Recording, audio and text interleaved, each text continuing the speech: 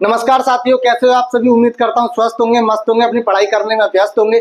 तो आज की इस वीडियो में मैं डिस्कस करने वाला हूँ एप्लीकेशन ऑफ गॉस थ्योरम के अनुप्रयोग। ठीक है, इससे पहले मैं 2 लेक्चर ले चुका हूँ जिसके अंदर में इलेक्ट्रिक फ्लक्स क्या होता है, एरिया वेक्टर क्या होता है और गॉस थ्योरम के जो भी इंपॉर्टेंट पॉइंट्स है सब डिस्कस कर चुका हूँ। तो जिन बच्चों ने वो वीडियो नहीं देखी है तो उस वीडियो को जाके जरूर देखिएगा। उसके बाद इस क्लास को समझेंगे तो आपको और ज्यादा मजा आएगा। ठीक है, तो पेन कॉपी लेके बैठ जाइए, आज की वीडियो बहुत ज्यादा इंटरेस्टिंग होने वाली है। और यहाँ से आपके बोर्ड में भी एक ना एक डेरिवेशन जरूर आता है। ठीक है, जो भी इंपॉर्टेंट डेरिवेशन होगा उसको मैं लिखा दूंगा कि ये डेरिवेशन इंपॉर्टेंट है और इसको आपको बहुत अच्छे से समझ लेना है, कर लेना है। ठीक है, तो चलिए वीडियो को बिना देरी के साथ हम स्टार्ट करते हैं।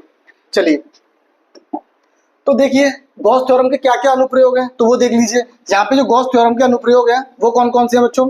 तो सबसे पहला डेरिवेशन जो होगा हमारा वो होगा गॉसीय कोष के कारण वैद्युत क्षेत्र की तीव्रता। यानी गॉसीय कोष का मतलब क्या कि खोखला गोला, खोखले गोले के कारण उसके बाहर और अंदर और उसके सेंटर पे वैद्युत क्षेत्र की तीव्रता क्या होती है, तो उसके लिए हम डेरिवेशन करेंगे। ठीक है, चलिए इसी के साथ बच्चों दूसरा जो डेरिवेशन है वो है एक समान आवेशित बेलनाकार सीधे तार के कारण वैद्युत क्षेत्र की तीव्रता। यानी एक समान, जैसे कहने का मतलब क्या कि कोई एक वायर होगा, इस तरीके का कोई वायर होगा और इस पे हम चार्ज देंगे और इससे r डिस्टेंस पे जो भी इलेक्ट्रिक फील्ड होगा उसके कारण जो भी हमारा इलेक्ट्रिक फ्लक्स होगा उसकी हम गणना करेंगे। ठीक है, यानी वैद्युत क्षेत्र की तीव्रता की गणना करेंगे। तो बेसिकली अगर मैं देखा जाए तो चारों डेरिवेशन में intensity of electric field calculate करेंगे और सबके लिए डेरिवेशन अलग अलग आएगा, बस आपको यहाँ पे समझना है। ठीक है, तीसरा डेरिवेशन है अनंत विस्तार वाली, यानी कोई अनंत विस्तार की समतल प्लेट है जिसके कारण वैद्युत क्षेत्र की तीव्रता क्या होती है, उसके लिए भी डेरिवेशन समझेंगे। और चौथा भी है एक समान आवेशित समतल प्लेट के निकट वैद्युत क्षेत्र की तीव्रता। ये और ये आप सोच रहे होंगे कि दोनों बच्चों एक ही डेरिवेशन है, नहीं, दोनों अलग अलग हैं। ठीक है, तो इनका बेसिक जो मेजर डिफरेंस है वो मैं आगे आपको बताऊंगा। तो चलिए क्लास को अब स्टार्ट करते हैं। चलिए, तो सबसे पहला जो डेरिवेशन है उसको समझते हैं। तो सबसे पहला डेरिवेशन क्या है कि गोलीय कोष के कारण वैद्युत क्षेत्र की तीव्रता। तो गोलीय कोष के कारण वैद्युत क्षेत्र की तीव्रता क्या होती है उसको देखते हैं। ठीक है, चलिए तो चलिए मजेदार तरीके से समझते हैं। तो गोलीय कोष के कारण वैद्युत क्षेत्र की तीव्रता, तो मान लीजिए कि एक कोई गोलीय कोष है, इस तरीके से देखिए ध्यान से, ये कोई एक गोलीय कोष है, ये कोई एक गोलीय कोष है और जिसको मैंने दे दिया क्या, पॉजिटिव चार्ज दे दिया। क्या चार्ज दे दिया, पॉजिटिव चार्ज यहाँ पे दे दिया। इसको मैंने पॉजिटिव चार्ज यहाँ पे दे दिया। तो जैसे मैंने इसको पॉजिटिव चार्ज दिया तो यहाँ पे पॉजिटिव चार्ज देंगे तो ये चार्ज जो है खोखला गोला है तो इसके इस तरीके से सतह पर वितरित हो जाएगा, इस तरीके से इसकी सतह पे क्या हो जाएगा, फैल जाएगा। ठीक है, इस तरीके से। आपको पता है कि ये खोखला गोला है तो मान लीजिए कि इसका जो सेंटर है वो यहाँ पर है, इस बिंदु पे क्या है बच्चों, इसका सेंटर है O, इसका सेंटर क्या है, O है। अब इसके सेंटर से बताया कोई भी डिस्टेंस अगर मैं ड्रॉ करूंगा तो वो क्या कहलाएगी, इसकी रेडियस कहलाएगी। और इस पॉइंट से इस पॉइंट तक मिलाऊंगा तो इसका डायोमीटर कहलाएगा। तो मैं मान लेता हूँ कि यहाँ से लेके यहाँ तक की जो रेडियस है इसकी, सपोज मैं मान लेता हूँ कि ये डिस्टेंस जो है इसकी कैपिटल R है। क्या है बच्चों, कैपिटल R है। ठीक है, तो ये डिस्टेंस इसकी क्या है, कैपिटल R है। इसको मैं बना देता हूँ कैपिटल R। तो इसके सेंटर से कहां से बच्चों, इसके सेंटर से R दूरी पर, कितनी दूरी पर, R दूरी पर एक पॉइंट है P। तो P पॉइंट पर क्या होगा बच्चों, हमें वैद्युत क्षेत्र की तीव्रता की गणना करनी होगी। अब इसके लिए क्या है बच्चों कि यहां से इसकी दूरी जो है क्या है, स्मॉल r मानेंगे। उससे पहले मैं आपको बता दूं कि ये पॉजिटिव चार्ज है तो जहां पे भी पॉजिटिव चार्ज दिखता है तो वहां पे तुरंत क्या बन जाता है, गॉसियन पृष्ठ बन जाता है, क्योंकि आपको पता है गॉस की थ्योरम किसी बंद पृष्ठ के लिए लागू होती है। क्लियर है मेरी बात। तो भैया जैसे इसने पॉजिटिव चार्ज दिया तो इसने एक बेलनाकार गोली पृष्ठ की क्या करी, कल्पना करी। तो इसने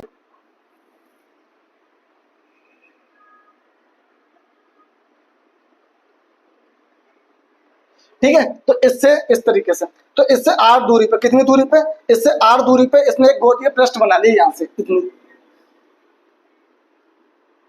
अब ये जो डिस्टेंस है बच्चों, ये कितनी डिस्टेंस है, तो इस डिस्टेंस की अगर मैं बात करूं यहाँ पे तो ये डिस्टेंस जो है ये यहाँ से स्मॉल r डिस्टेंस है। कितनी डिस्टेंस है, स्मॉल r डिस्टेंस है। कितनी, स्मॉल r डिस्टेंस पे एक पॉइंट ले लिया मैंने और इस पॉइंट को मैंने क्या दिया, क्या, इस पॉइंट को मैंने क्या दिया, P। क्या कह दिया, P पॉइंट कह दिया। क्या कह दिया, P पॉइंट। यहाँ पे मैंने इसको कह दिया। अब P पॉइंट पर मुझे क्या है बच्चों की इंटेंसिटी निकालनी है। क्या निकालनी है, इस पॉइंट P पर मुझे क्या निकालनी है, इंटेंसिटी कैलकुलेट करनी है, वैद्युत क्षेत्र की तीव्रता की गणना करनी है। अब वैद्युत क्षेत्र की तीव्रता की गणना करनी है तो तो इसके लिए हम क्या करते हैं, तो सबसे पहले जितना मैंने इस डायग्राम के अंदर समझा इसकी थोड़ी लैंग्वेज लिख लेते हैं, इससे आपको चीजें समझने में आसानी होंगी। तो चलिए इसकी लैंग्वेज लिख लेते हैं। तो लिखेंगे इसकी लैंग्वेज माना की, लिखेंगे तो इसकी लैंग्वेज लिखते हैं यहाँ पे। चलिए तो इसकी लैंग्वेज लिखते हैं माना की गोलीय कोश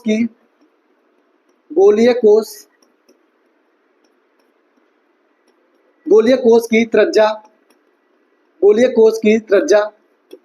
कैपिटल आर है। इसके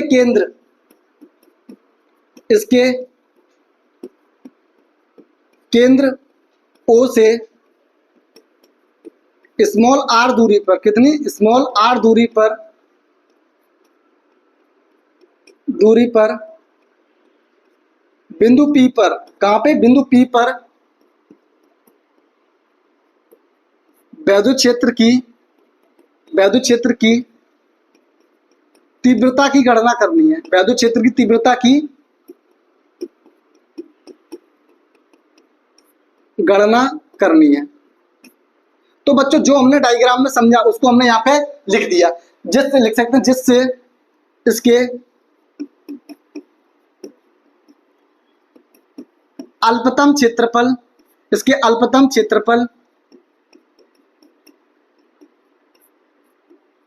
dA से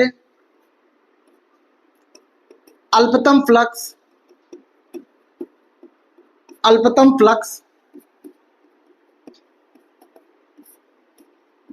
d गुजरता है। तो ये मैंने क्या लिखा बच्चों कि मैंने यहाँ पे क्या किया कि एक छोटा सा सूक्ष्म खंड ले लिया। मैंने क्या ले लिया, छोटा सा सूक्ष्म खंड ले लिया। इस तरीके से मैंने यहाँ पे एक छोटा सा सूक्ष्म खंड ले लिया इस तरीके से। तो ये मैंने एक छोटा सा सूक्ष्म खंड लिया। तो आप जानते हो कि ये क्या सरफेस है। जैसे कि मैं इसको इस तरीके से समझाता हूँ कि जैसे कि बच्चों ये देखिए, ये हमारा एक खोखला गोला है मान लीजिए। तो भैया इसका ये वाला सरफेस यानी कि इससे r डिस्टेंस पे, सेंटर से स्मॉल r डिस्टेंस पे मैंने एक छोटा सा अल्पांश लिया, ये वाली सरफेस। तो इसका अगर ये एरिया सरफेस यानी पॉजिटिव चार्ज है, तो पॉजिटिव चार्ज की वजह से जो इलेक्ट्रिक फील्ड की डायरेक्शन है वो तो आप लोगों को पता है किधर है, इधर। यानी इलेक्ट्रिक फील्ड की डायरेक्शन तो हमारी फिक्स है भैया, इधर है। मैं बात कर रहा हूँ इसके एरिया वेक्टर की। तो एरिया वेक्टर क्या होगा बच्चों, तो मैंने आपको सिखाया था एरिया वेक्टर जो होता है वो सरफेस के हमेशा क्या होता है, परपेंडिकुलर होता है। कैसा, लंबवत होता है। तो यहाँ पे ये सतह जो इस तरीके से है तो इसका एरिया वेक्टर क्या होगा, तो भैया इसका एरिया वेक्टर क्षेत्रफल सदिश क्या होगा, तो उसकी भी डायरेक्शन क्या होगी, DA का मतलब क्या है बच्चों, एक पूरे गोले का क्षेत्रफल A है। तो इसमें से एक छोटा सा मैंने सूक्ष्म खंड लिया है, तो उसका जो क्षेत्रफल है उसको हम रिप्रेजेंट करते हैं किससे, DA से। किससे रिप्रेजेंट करते हैं, DA से। तो ये बात आपको ध्यान रखनी, किससे, DA से। तो DA का जहां पे भी मैं DA दिखाऊं तो आप समझ जाओगे कि ये छोटा सा अल्पांश लिया है हमने, छोटा सा क्षेत्रफल। अब बच्चों छोटे से क्षेत्रफल से तो फ्लक्स भी कितना गुजरेगा बच्चों, d5 गुजरेगा। क्या, छोटे से एरिया से क्या फ्लक्स भी छोटा सा ही गुजरेगा, d5 फ्लक्स गुजरता है। ठीक है, तो ये वाली बात तो आपको समझ में आ गई। अब बच्चों ध्यान से देखिए, इसको पहले मैं यहाँ पे सेट कर देता हूं जिससे आपको चीजें समझ में आएंगी। ठीक है, तो चलिए भैया, तो यहां तक बात आपको समझ में आ गई। तो इस पॉइंट पर कितना फ्लक्स गुजरता है उसकी हम गणना करते हैं। तो आप देख रहे हो यहां से लिखेंगे सतह से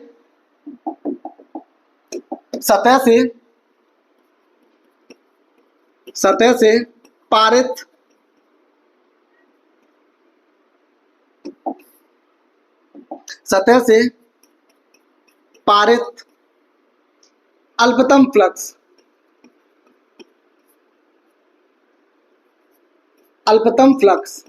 तो सतह से पारित अल्पतम फ्लक्स। तो अल्पतम फ्लक्स क्या है बच्चों यहाँ पे, तो ये फ्लक्स है हमारा d5 और d5 है तो इसका फॉर्मूला क्या होता है, phi equal to EA cos theta. लेकिन यहाँ पे हमने अल्पतम फ्लक्स लिया तो क्या हो जाएगा, d5 equal to EDA cos theta. क्या हो जाएगा, EDA cos थीटा। क्लियर है मेरी बात। तो ये वाली बात समझ में आती है आप लोगों को, यानी छोटा क्षेत्रफल तो छोटा फ्लक्स। ठीक है, तो यहां से देखें, लिखेंगे यहाँ पे, अगर यहाँ पे एंगल की बात करते हैं तो थीटा क्या होता है कि angle between electric field and area vector.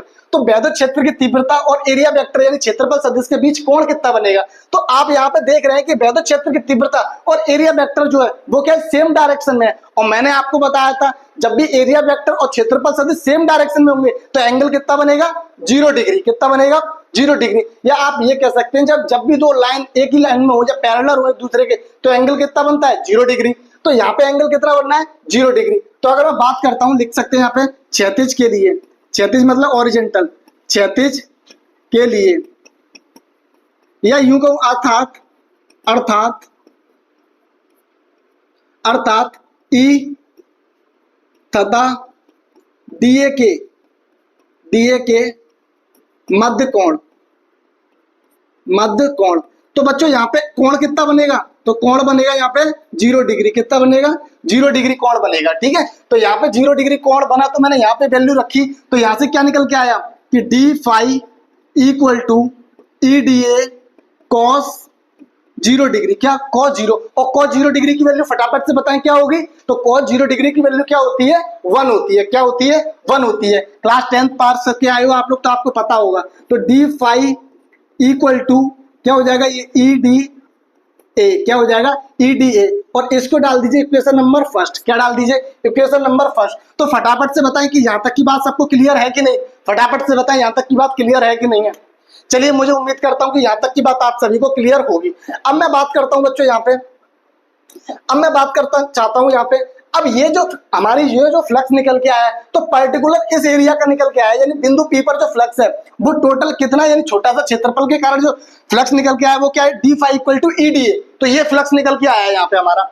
अगर मैं अब बात करता हूँ यहाँ पे संपूर्ण के लिए चाहिए, यानी ये सरफेस, अरे छोटा सा अल्पांश यहाँ लिया, अगर मैं यहाँ ले लूं, यहाँ ले लूं, यहाँ ले लूं, अगर छोटे छोटे अल्पांश को मैं जोड़ दूं, तो आप देख रहे हो कि इस गोले की पूरी सतह बन जाएगी। और उस पूरी गोले की सतह को मैं अगर छोटे छोटे फ्लक्स को जोड़ दूं, तो इस पूरी सरफेस से निकलने वाला टोटल फ्लक्स आ जाएगा। तो ऐसा करने से अच्छा है कि मैं इन दोनों पक्षों का क्या करता हूं, समाकलन करता हूं। तो लिखेंगे दोनों पक्षों का समाकलन करने पर, दोनों पक्षों का समाकलन करने पर, तो जब दोनों पक्षों का समाकलन करने पर, तो बच्चों मैंने यहाँ पे जब समाकलन किया तो हमारा रिजल्ट क्या आया, जब मैं यहाँ पे इन दोनों का समाकलन करूंगा तो ये निकल के आएगा d phi equal to E d A. क्या निकल के आएगा d phi equal to E d A. तो आप लोगों को बता दूं, मैं यहाँ पे इंटीग्रेशन के कुछ फॉर्मूले होते हैं जो आपको पता होना चाहिए, यहाँ पे मैं बता देता हूं। तो इंटीग्रेशन का फॉर्मूला आपको याद रखना है, पहले आपको एक फॉर्मूला याद रखना है, x की पावर अगर कहीं पे n होती है तो इसका इंटीग्रेशन होता है x की पावर n+1 अपॉन n+1। ठीक है, इसी के साथ आपको याद रखना है, अगर कहीं पे लिखा रहता है a x की पावर n dx, तो इसका इंटीग्रेशन क्या होता है बच्चों कि x के अलावा कोई भी नंबर आता है वो क्या होता है कांस्टेंट होता है। तो a यहाँ पे क्या है कांस्टेंट है, तो कांस्टेंट को बाहर निकाल देंगे, तो यहाँ क्या बचेगा x की पावर n dx, यानी ऊपर वाला फॉर्मूला। यानी यहाँ पे देखा जाए तो मैं a को वैसा का वैसे रखूंगा, x की पावर n dx का इंटीग्रेशन क्या होगा x की पावर n+1 अपॉन n+1, एक ये फॉर्मूला। और तीसरा फॉर्मूला आपको याद रखना है बच्चों, अगर कहीं पर इस तरीके से खाली dx आ जाए, तो dx आ जाए तो इसका इंटीग्रेशन होता है क्या x होता है, यानी कांस्टेंट कुछ भी आ जाए तो उसका इंटीग्रेशन क्या होता है x होता है। तो ये बात आपको ध्यान रखनी है। इसी के साथ बच्चों ध्यान से देखें, अगर मैं इसका इंटीग्रेशन करूं, अगर यहाँ पे देखें अगर dx था तो इसका इंटीग्रेशन x था, तो यहाँ पे d फाई है तो इसका इंटीग्रेशन क्या हो जाएगा, यहाँ पे इसका इंटीग्रेशन हो जाएगा फाई। क्लियर है। अब यहाँ पे देखिए dA, तो यहाँ पे देखो यहाँ पे अगर x की पावर n के अलावा क्या था, a था कांस्टेंट, तो कांस्टेंट बाहर आ गया था। तो यहाँ पे dA के साइड में क्या e है, तो e यहाँ पे कांस्टेंट है तो e यहाँ पे बाहर आ जाएगा। तो जब e यहाँ पे बाहर आ जाएगा तो यहाँ पे क्या बचेगा बच्चों, dA बचेगा। क्या बचेगा dA। तो इसका जो फाइनल इंटीग्रेशन होगा dA का, जब यहाँ पे d फाई था तो फाई हो गया, dA था अब dA बचा तो इसका इंटीग्रेशन क्या होगा a हो जाएगा। तो फाइनली यहाँ पे क्या आएगा हमारा, तो यहाँ पे निकल के आएगा हमारा फाई इक्वल टू EA। क्या निकल के आएगा phi equal to EA। Equation number second डाल देंगे इसको हम, क्या डाल देंगे इक्वेशन नंबर हम इसको डाल देंगे सेकंड। ठीक है, तो ये वाली बात आप लोगों को समझ में आती है, तो इक्वेशन नंबर सेकंड डाल दी। इसके बाद आप लोग जानते हो यहाँ पे लिखेंगे वी नो, लिखेंगे यहाँ पे वी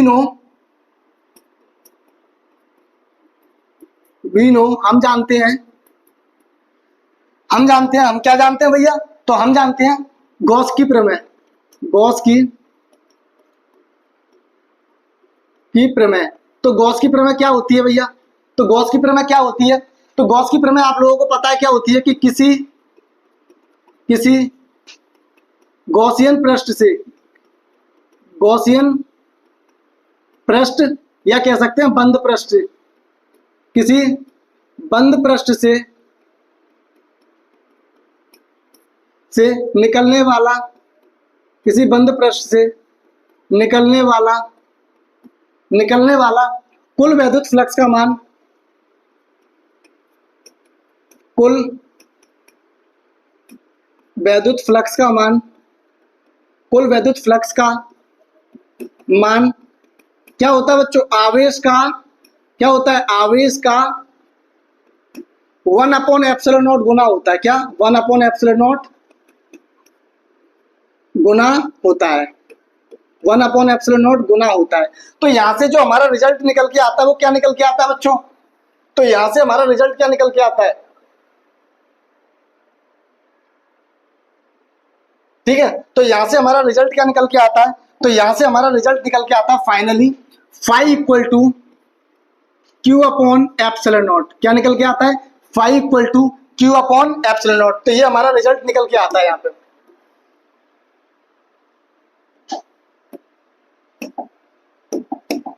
तो यहां से हमारा फाई इक्वल टू क्या निकल के Q अपॉन एप्सिलॉन। इसको इक्वेशन में रख दिए समीकरण 2 में, तो यहां से समीकरण 2 से लिख सकते हैं, समीकरण 2 से, समीकरण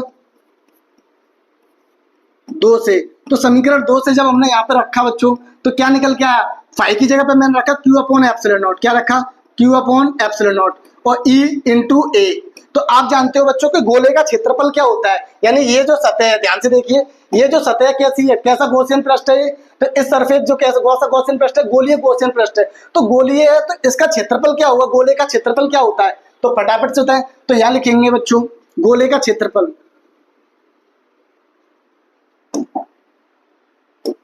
तो गोले का क्षेत्रफल, गोले का क्षेत्रफल, तो गोले का क्षेत्रफल क्या होता है? फटाफट से बताएं। तो गोले का क्षेत्रफल होता है बच्चों 4 पाई आर स्क्वायर। क्या होता है? 4 पाई आर स्क्वायर। तो जब यहाँ पे वैल्यू रखी मैंने तो क्या निकल के आएगा यहाँ से? E into 4 pi r square. तो बेसिकली बच्चों ध्यान से देखिए, यहाँ पे अगर मैं E को निकालूंगा तो 4 पाई आर स्क्वायर क्या जाएगा? डिवाइड में जाएगा। तो डिवाइड में जाने के बाद बच्चों अगर मैं यहाँ से E निकालूंगा तो फाइनल रिजल्ट निकल के आता है 1/4 pi epsilon naught Q upon r square. क्या निकल के आता है? E equal to 1/4 pi epsilon naught Q upon r square. ठीक है, तो ये वाला रिजल्ट हमारा निकल के आता है। तो आई होप आपको ये वाली बात समझ में आ गई होगी।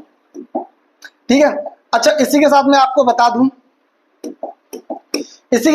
बता दूं, तो ये जो फ्लक्स निकल के आया है वो किस बिंदु पर निकल के आया है? बिंदु P पर। तो बिंदु P पर फ्लक्स क्या होगा?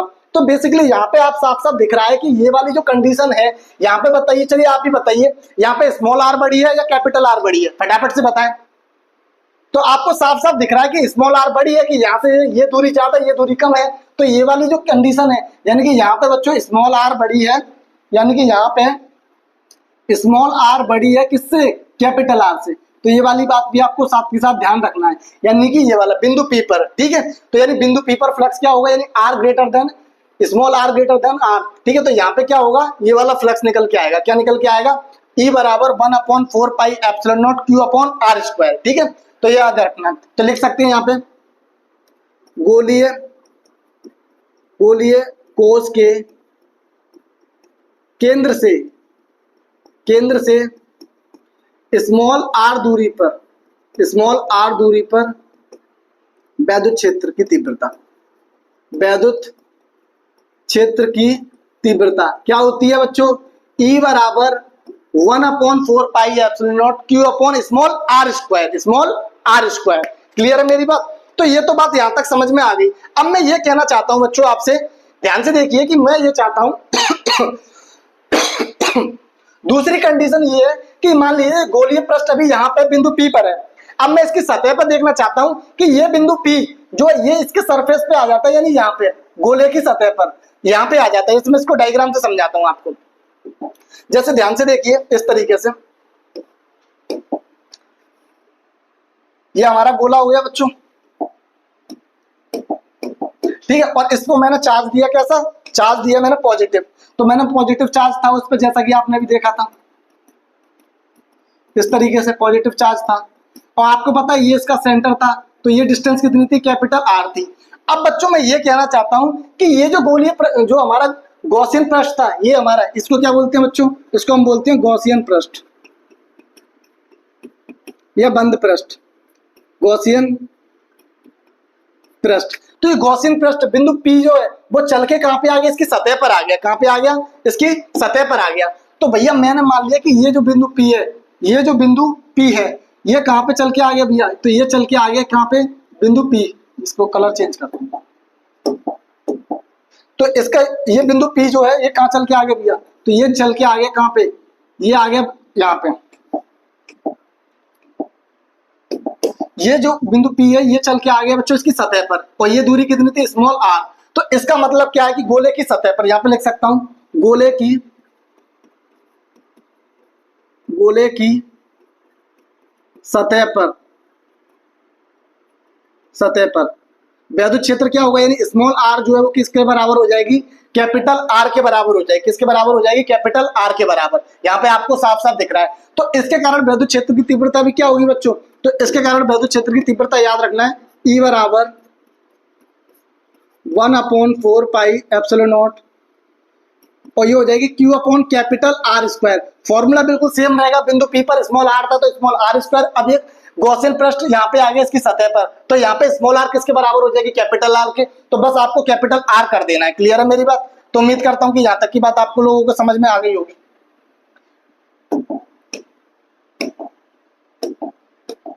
ठीक है, तो चलिए इसको थोड़ा सा ऊपर कर देते हैं।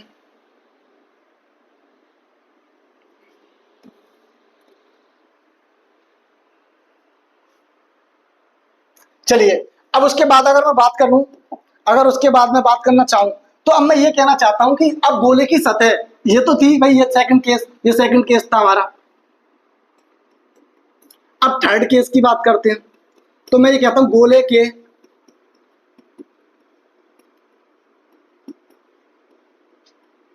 केंद्र पर वैद्युत क्षेत्र की तीव्रता क्या होगी बच्चों, यानी इस कंडीशन में क्या होगा बच्चों, यानी कि हमारा कैपिटल R बड़ा होगा, स्मॉल r क्या हो जाएगा, छोटा हो जाएगा। जब ये छोटा हो जाएगा यहाँ पे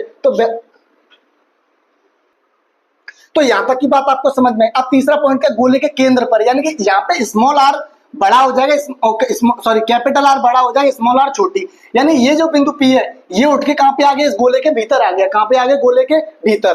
तो यहाँ पे वैद्युत क्षेत्र की तीव्रता क्या होगी, तो इसको आपको याद रखना है। ये क्वेश्चन पूछा जाता है अक्सर एग्जाम में कि गोले के केंद्र पर वैद्युत क्षेत्र की तीव्रता क्या होती है, तो हमेशा याद रखना क्या होती है, 0 होती है। क्या होती है बच्चों, 0 होती है। तो ये पॉइंट आपको हमेशा याद रखना है, ये क्वेश्चन हमेशा पूछा जाता है एग्जाम में। ठीक है, कि गोले के केंद्र पर वैद्युत क्षेत्र की तीव्रता क्या होती है, 0 होती है। ठीक है, ये बात आपको ध्यान रखना है। तो बेसिकली मैंने आपको ये डेरिवेशन कराया, तो उम्मीद करता हूं कि ये वाली बात आप लोगों को सबको समझ में आ गई होगी। ठीक है, चलिए अब इसी के साथ में एक नोट पॉइंट डलवा के लिखाना चाहता हूं, इसको आपको याद रखना है। एक नोट पॉइंट डाल के लिख लीजिए। ये तो खोखले गोले के कारण था। अब मैं कहना चाहता हूँ कि आपसे ठोस गोले के कारण बताइए। ठोस गोले, तो ठोस गोले के कारण मैं बताता हूँ यहाँ पे। तो ठोस गोले के कारण यहाँ पे एक नोट पॉइंट डाल के लिखिए, मेरे साथ नोट पॉइंट लिखिए कि ठोस गोले के कारण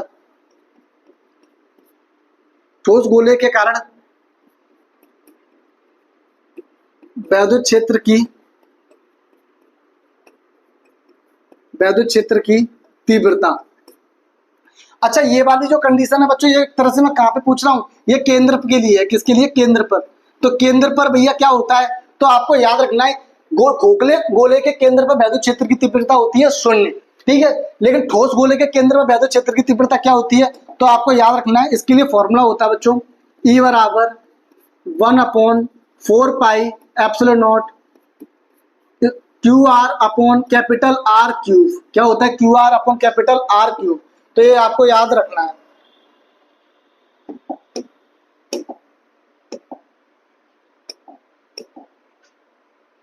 ठीक है, तो 1/4 pi epsilon naught Q small r upon R cube, ये याद रखना है। अगर मैं बात करता हूं बच्चों स्मॉल r दूरी पे, स्टार्टिंग के जो दो फॉर्मूले, सतह पर क्या होगी, तो सतह पर ये कहाँ पे है बच्चों? तो ये है इसके केंद्र पर। किस पे? केंद्र पर, गोले के केंद्र पर। केंद्र पर, केंद्र पर वैद्युत क्षेत्र की तीव्रता का फॉर्मूला। ठीक है, इसी के साथ मैं आपको बताऊं,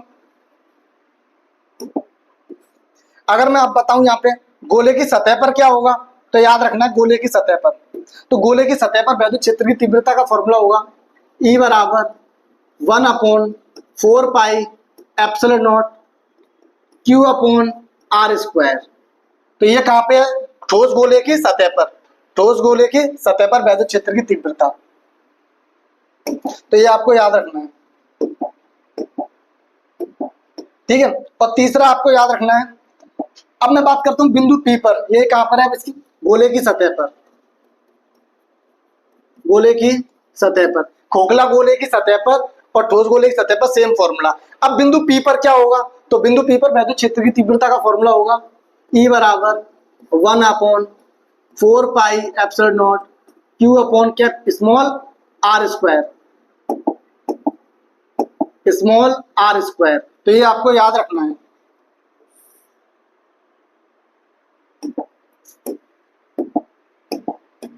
ठीक है, तो ये तीन फॉर्मूले मैंने आपको लिखा दिए। क्या है? ये है आपका स्मॉल r यहाँ पे बड़ा होगा, यानी ये वाला कौन सा केस है? थर्ड केस, स्मॉल r बड़ा हुआ कैपिटल R से बिंदु P पर, बिंदु P पर वैद्युत क्षेत्र की तीव्रता। तो ये वाली बात आई होप आपको समझ में आया। मैंने खोखला गोला और ठोस गोला दोनों के लिए सूत्र यहाँ पे लिख दिए हैं और न्यूमेरिकल में ये काफी काम आएंगे आप लोगों के। ठीक है, चलिए अब बढ़ते हैं नेक्स्ट डेरिवेशन की तरफ। तो नेक्स्ट डेरिवेशन क्या है हमारा? तो नेक्स्ट डेरिवेशन है एक समान आवेशित बेलनाकार सीधे तार के निकट वैद्युत क्षेत्र की तीव्रता। कि मान लीजिए कि भैया कोई बेलनाकार तार है, जैसे कि ये इस तरीके से ये मार्कर दिख रहा है, इसको आप मान लीजिए कि ये बेलनाकार क्या है? ये बेलनाकार शेप का ही है। तो ये कोई एक वायर है, क्या है बच्चों? एक वायर है। और इसको मैं अगर पॉजिटिव चार्ज दूंगा तो ये पॉजिटिव चार्ज क्या है? इस पे पूरे पे क्या हो जाएगा? फैल जाएगा, यानी वितरित हो जाएगा। इस कुछ इस तरीके से, जैसे मान लीजिए कि ये कोई एक पॉजिटिव, ये कोई एक वायर है, ये कोई एक वायर है और इसको मैंने चार्ज दिया कैसा? पॉजिटिव चार्ज दिया। कैसा चार्ज दिया? Positive charge. तो जब पॉजिटिव चार्ज दूंगा तो इस तरीके से इस पर वितरित हो जाएगा, इस तरीके से इस पर वितरित हो जाएगा। और इसकी जो लेंथ है बच्चों, ऊपर से और नीचे से, यानी इनफाइनाइट लेंथ का है, यानी नीचे से भी ये इनफाइनाइट लेंथ है, ऊपर से भी ये इनफाइनाइट लेंथ है। ठीक है, तो जैसे ही मैंने इसको पॉजिटिव चार्ज दिया, यानी ये कुछ तो पॉजिटिव चार्ज दिया, तो भैया हमने देखा कि इससे स्मॉल r दूरी पे, इसके कुछ ही निकट, कुछ ही दूरी पर एक वैद्युत क्षेत्र की एक पॉइंट लिया हमने स्मॉल r डिस्टेंस पे, स्मॉल r डिस्टेंस पे एक पॉइंट लिया इस तरीके से, स्मॉल r डिस्टेंस पे, इस तरीके से स्मॉल r डिस्टेंस पे एक पॉइंट लिया जिसको मैंने कह दिया बिंदु P, और मुझे यहाँ पे वैद्युत क्षेत्र की तीव्रता की गणना करनी है। चलिए थोड़ा सा इसकी लैंग्वेज लिख लेते हैं। यहाँ पे पहले लिखेंगे माना कि अनंत लंबाई का चालक तार है जिस पर धनात्मक आवेश वितरित है, आवेश वितरित है। इसके केंद्र से स्मॉल r दूरी पर बिंदु P पर वैद्युत क्षेत्र की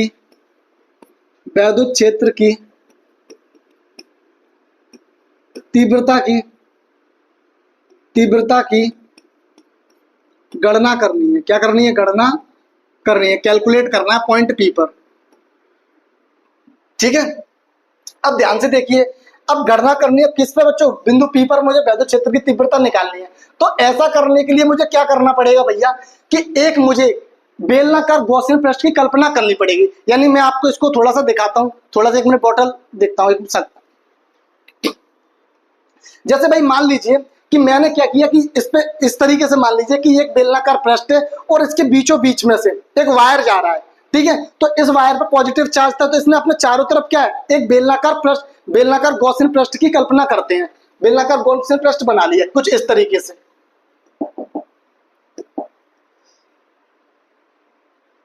इस तरीके से।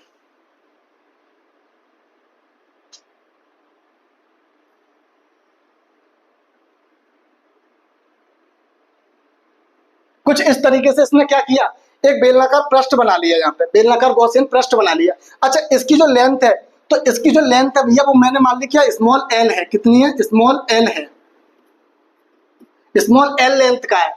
तो भैया अब मुझे यहाँ पे क्या, वैद्युत क्षेत्र की तीव्रता की गणना करनी है। अब ऐसा करने के लिए भैया मुझे क्या करना पड़ेगा, यहाँ पे 3 सरफेस लेने पड़ेंगे। तो भैया देखो गॉसियन पृष्ठ कहाँ कहाँ से होगा, यानी कि भैया वैद्युत क्षेत्र की तीव्रता कहाँ कहाँ निकालनी होगी। एक तो भैया बिंदु P पर एक पृष्ठ मैंने कह दिया, इसको कह दिया मैंने यहाँ पे चले S1 पृष्ठ कह लिया, एक पृष्ठ बच्चों यहाँ पे S2 कह दिया, और एक पृष्ठ मैंने कह दिया यहाँ पे S3, यानी 3 पृष्ठ के यहाँ पे। तो जो पहले पृष्ठ यानी पॉजिटिव चार्ज है, तो इसके कारण जो वैद्युत क्षेत्र की तीव्रता होगी वो किधर है बच्चों, इधर ही, यानी वैद्युत क्षेत्र की तीव्रता की डायरेक्शन किधर है, इधर। बिल्कुल सही बात है सर। इसका एरिया वेक्टर, यानी मैंने यहाँ पे क्या एक सूक्ष्म खंड लिया है इस तरीके से, अगर मैंने यहाँ पे एक सूक्ष्म खंड लिया है तो पॉजिटिव चार्ज के कारण इलेक्ट्रिक फील्ड इंटेंसिटी की डायरेक्शन इधर। अब भैया सतह कुछ ऐसी है तो इसका एरिया वेक्टर किधर होगा, सरफेस के परपेंडिकुलर, तो सरफेस के परपेंडिकुलर इधर, यानी इसका एरिया वेक्टर भी बच्चों किधर होगा, इधर ही होगा, यानी इसका एरिया वेक्टर भी किधर है, इधर है। ठीक है सर। अब मान लीजिए बच्चों कि मैंने एक यहाँ पे भी छोटा सा अल्पांश ले लिया, तो यहाँ पे भी एक छोटा सा अल्पांश ले लिया, तो वैद्युत क्षेत्र की तीव्रता बच्चों यहाँ पे भी देखा मैंने, तो यहाँ पे भी वैद्युत क्षेत्र की तीव्रता इधर। अब बच्चों यहाँ पे सरफेस जो है वो क्या है बच्चों, S2 सतह कैसी है, ऐसी है, तो इसका एरिया वेक्टर किधर होगा, सरफेस के परपेंडिकुलर, किधर, सरफेस के परपेंडिकुलर। तो इसका एरिया वेक्टर की अगर मैं बात करूं तो इसका एरिया वेक्टर किधर होगा बच्चों, ऊपर की तरफ।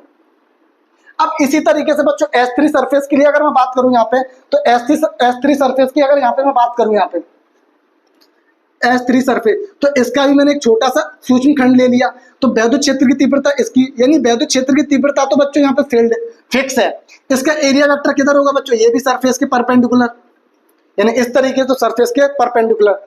ठीक है, तो यहाँ पे देखिए बच्चों कि यहाँ पे क्या है कि तीनों के कारण वैद्युत क्षेत्र की तीव्रता की निकलेगी। तो यहाँ पे आपको साफ साफ दिख रहा है कि यहाँ पे जो एंगल है ये कितना है भैया, देखो ध्यान से, यहाँ पे ये एंगल कितना है, तो यहाँ पे ये एंगल है 90 डिग्री, यहाँ पे ये एंगल कितना है 90 डिग्री। अब यहाँ पे एंगल कितना है बच्चों, तो यहाँ पे एंगल कितना है बच्चों 0 डिग्री। साफ साफ दिख रहा है, क्योंकि दो मैंने बताया था इलेक्ट्रिक फील्ड और एरिया वेक्टर सेम डायरेक्शन में होंगे, तो उस कंडीशन में इलेक्ट्रिक फ्लक्स क्या होगा, मैक्सिमम मिलता है, यानी cos थीटा की वैल्यू क्या है वहां पे 0, तो 0 cos 0 की वैल्यू क्या होती है 1, और यहाँ पे फ्लक्स क्या होगा बच्चों 0 होगा, यहाँ पे फ्लक्स क्या होगा बच्चों 0 निकल के आएगा। क्यों निकल के आएगा वो आप बताइए फटाफट से, क्यों निकल के आएगा, क्योंकि एरिया वेक्टर और इलेक्ट्रिक फील्ड जब भी परपेंडिकुलर होते हैं तो उस कंडीशन में फ्लक्स का मान क्या होता है 0 होता है, क्या होता है 0 होता है। ठीक है, तो चलिए इस बात को मैं यहाँ पे लिखता हूं पहले,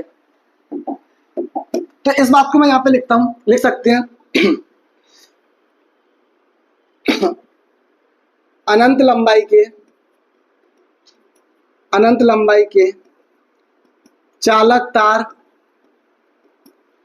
तार की आर्त त्रिज्या को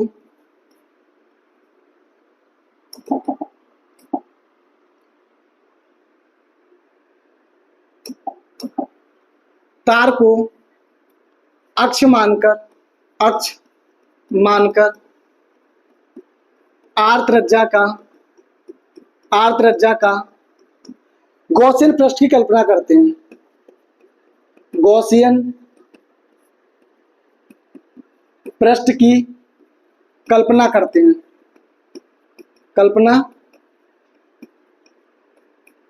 हैं जिससे सतह S1 S2 तथा S3 से पारित फ्लक्स से गुजरने वाला फ्लक्स।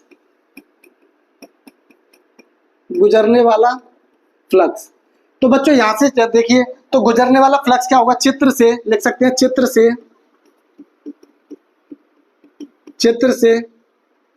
से आपको क्या समझ आ रहा है भाई, तो चित्र से आपको समझ में आ रहा है कि S2 चित्र से सतह S2 तथा S3 से गुजरने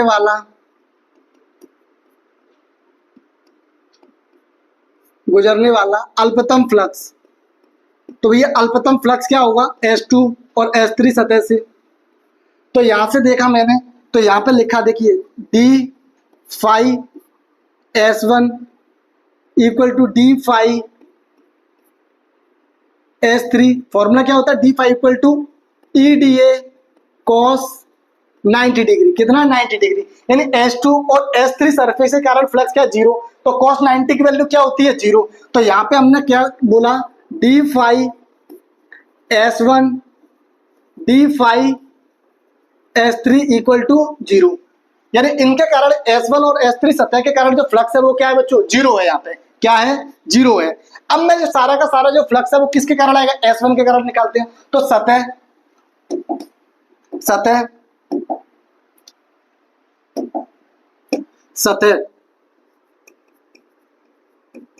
S1 के कारण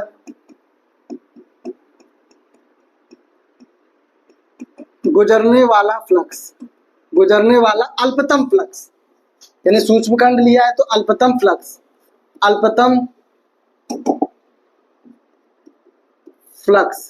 तो अल्पतम फ्लक्स क्या होगा यहाँ पे, तो अल्पतम फ्लक्स होगा बच्चों यहाँ पे d phi S1 formula EDA cos theta. तो cos थीटा की वैल्यू यहाँ पे क्या आ गई बच्चों, जीरो। यानी cos थीटा की वैल्यू यहाँ पे क्या है बच्चों, अगर मैं बात करूं तो यहाँ पे cos थीटा की वैल्यू कितनी है, 0 डिग्री। क्योंकि यहाँ पे दोनों सेम डायरेक्शन में, एरिया वेक्टर और इंटेंसिटी क्या है, सेम डायरेक्शन में है। तो यहाँ पे फ्लक्स क्या निकल के आएगा, तो यहाँ पे cos 0 की वैल्यू क्या होती है, 1।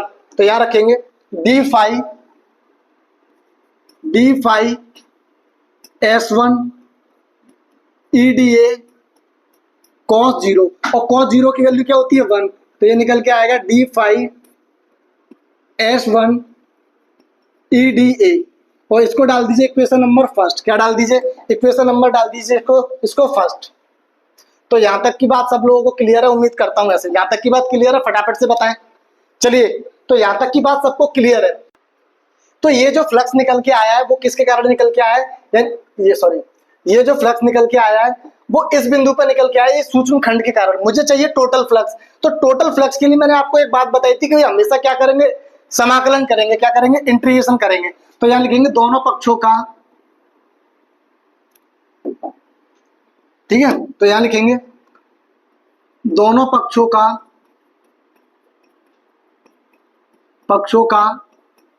समाकलन करने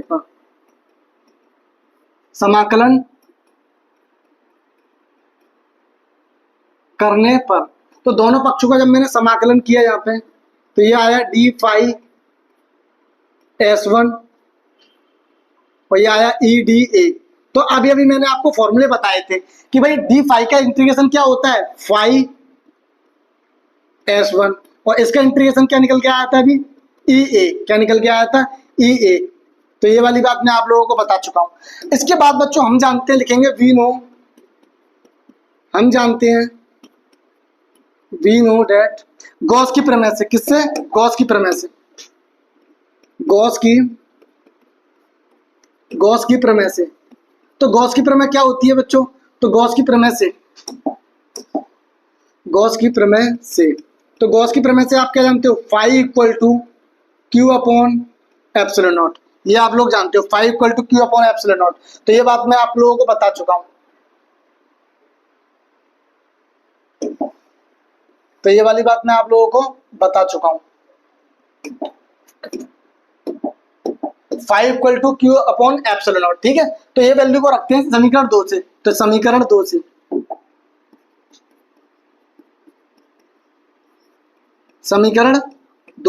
तो समीकरण 2 से देखते हैं यहाँ पे। तो इसकी वैल्यू यहाँ रखते हैं तो क्या हो जाएगा बच्चों, क्यू अपॉन एप्सिलॉन नॉट और E इंटू ए, ठीक है। E इंटू ए, इक्वेशन नंबर 3 डाल दीजिए। आप लोग जानते हो कि ये जो, ध्यान से देखिए गॉसियन पृष्ठ किस तरीके का है यहाँ पे। तो ये गॉसियन पृष्ठ कैसा है हमारा, ये गॉसियन पृष्ठ जो है वो कैसा, बेलनाकार। और बेलन का क्षेत्रफल क्या होता है, यानी वक्र पृष्ठ क्या होता है बेलन का। तो ये देखिए ध्यान से, तो लिख सकते हैं यहाँ पे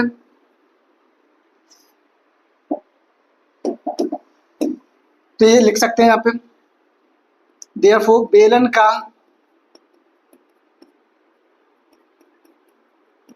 क्षेत्रफल या वक्र पृष्ठ, तो a इक्वल टू क्या होता है बच्चों, 2 पाई आर एच।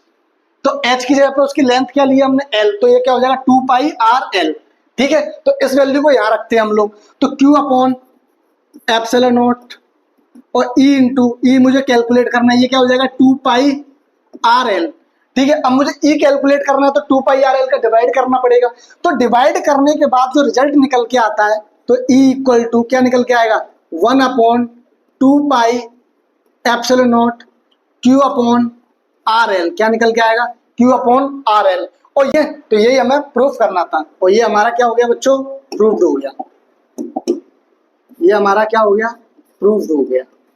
तो यही हमारा डेरिवेशन है, e बराबर 2 pi epsilon naught q upon r square.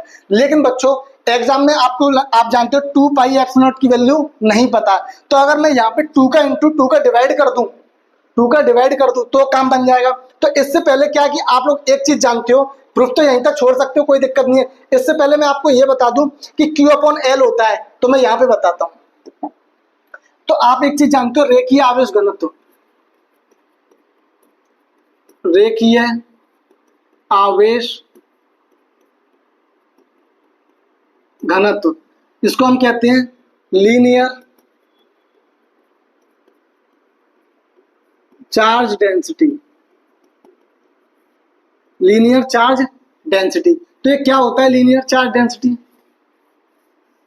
तो लीनियर चार्ज डेंसिटी क्या होता है, तो आप लोगों को पता है लीनियर चार्ज डेंसिटी होता है किसी चालक की, तो किसी चालक की पर यूनिट लेंथ यानी एकांक लंबाई पर उपस्थित आवेश की मात्रा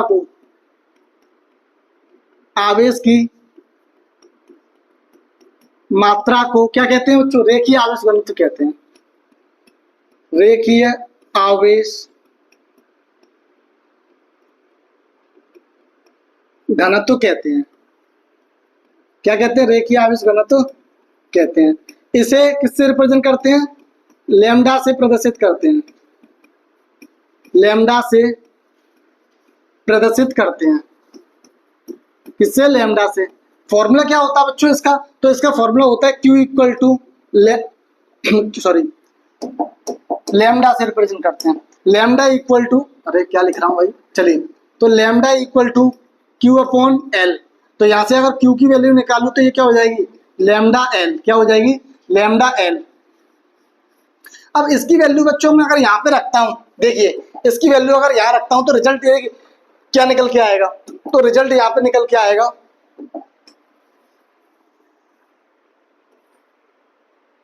तो इसका जो रिजल्ट निकल के आएगा वो क्या निकल के आएगा, तो E इक्वल टू क्या था बच्चों, 1 upon 4 pi epsilon naught QL जो है वो क्या निकल के आएगा, E equal to 2 pi epsilon naught Q upon RL।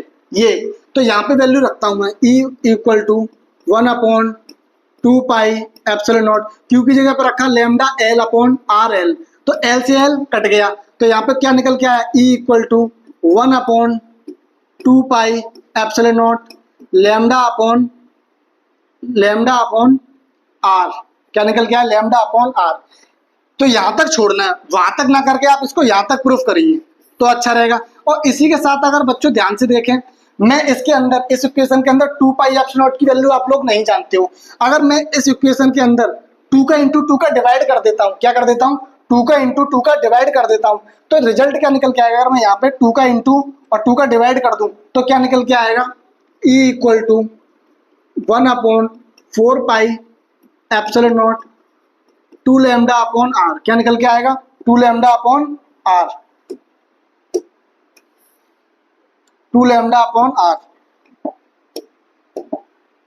अब मैंने इसको ऐसा क्यों बनाया, इसका रीजन समझिए ध्यान से।